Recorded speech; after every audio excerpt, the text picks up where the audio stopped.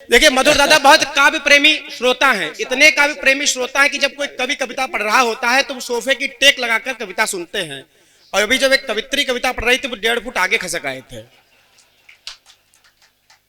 ये प्रभाव होता है। आनंद जी बैठे, उन्होंने तुरंत हमको व्हाट्सएप किया, बोले जो कवित्री पढ़ रही इनका व्हाट्सएप नंबर हमें भी दे दीजिए।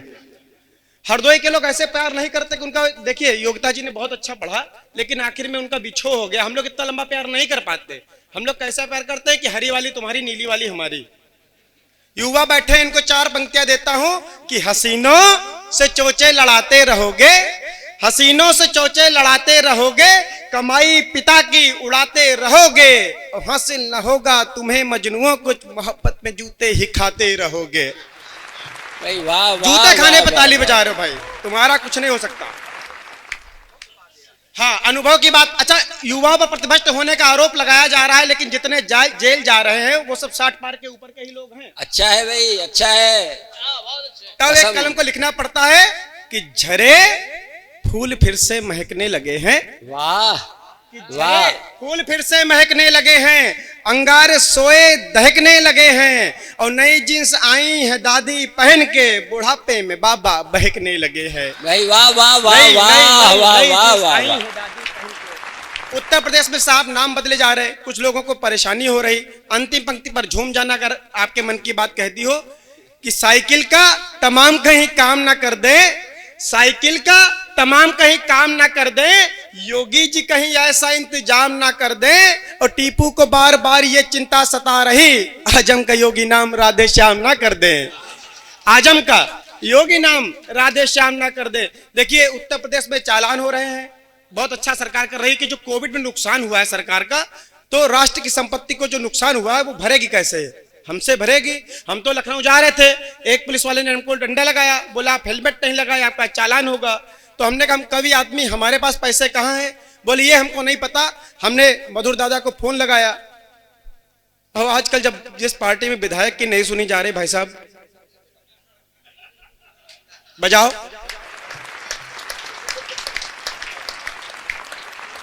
तो उन्होंने उठाया ही नहीं। हमने उसको 500 रुपए दिए, हमने कहा आगे कोई रोक ले तो उसने कहा कह देना लिम्का। हम अगले दिन गए ओवर कॉन्फिडेंस में, पुलिस वाले ने हमको फिर डंडा लगाया, हमने 7 छीना ठोक के कहा कि लिम्का। उसने कहा बेटा कोने में आवाज का कोको कोला है। तब स्थितियां हो जाती। मैं तो सरकार से कहता हूं कि डूबती अर्थव्यवस्था फिर से संभाल लें, फैसले देश हित में कुछ तो कमाल लें, और चेकिंग में पुलिस के साथ डॉक्टर रखो साहब, जो भर ना सके चालान उसकी किडनी निकाल ले, जो भर ना सके चालान उसकी किडनी निकालने। कुछ छंद पढ़ता हूं और फिर एक रचना पढ़कर अपना स्थान लेता हूं, क्योंकि मैं तो यहाँ मुझे आप लोग कई बार सुन सकते हैं। मैंने तो कहा था मैं अंत में पढ़ूंगा, लेकिन आदरणीय शुक्ला जी ने कहा था ना ऐसा नहीं है, आप मध्य क्रम में आ जाइएगा।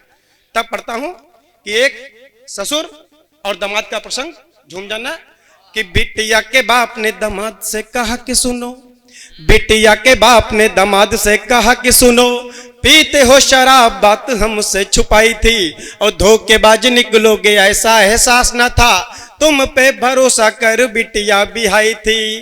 तो ससुर की बात पे जमाई राजा बोल उठे, सिंगनी है बेटी फिर गाय क्यों जताई थी।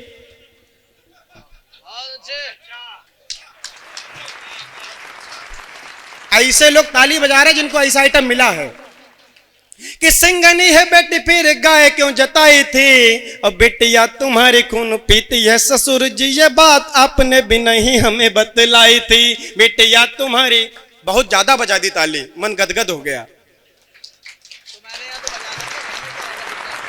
और जब नई नई बहू घर में आती है तो सास बड़ा कुलाचे मारती है, 3-3 फुट उछल जाती है, सबसे ज्यादा खुशी उसको होती है। लेकिन साल 6 महीने में चूल्हे अलग हो जाते हैं।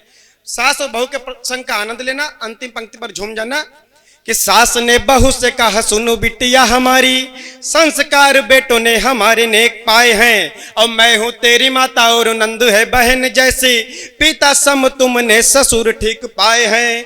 तो डोरबेल बजते ही सास ने बहू से कहा, किसने यहाँ पे देखो द्वार खटकाए हैं, और दरवाजा खोलते ही सामने पति को देख, दरवाजा खोलते ही सामने पति को देख, उछल के बोली मम्मी भाई साहब आए हैं। दरवाजा खोलते ही सामने पति को देख, एक और छंद पढ़ता हूं कि कुछ लोगों को प्रदेश में राम के नाम से चिढ़ है, और जब मनवीर मधुर दादा जैसे लोग बैठे हुए होते हैं, वेद बहुत अच्छे वीरस के कवि यहाँ पर बुलाए गए हैं, बहुत लंबी लंबी भूमिकाएं नहीं बनाते, वरना कहीं कहीं वीरस के कवि ऐसे होते हैं प्रख्यात भाई, वो पढ़ने से पहले घंटों बोलते हैं मुझको साहस देना, मुझको ताकत देना, मुझको हौसला देना, मुझको संबल देना। तो हमने कहा भाई साहब जब इतनी कमजोरी है तो पहले शिलाजीत खाओ,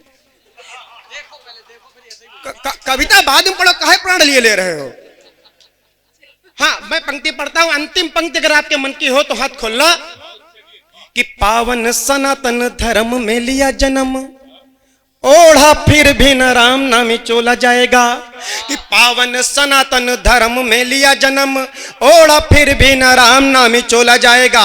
और राम नाम सुनकर यूं ही भड़केंगे यदि तुमको भी रावण समान तोला जाएगा।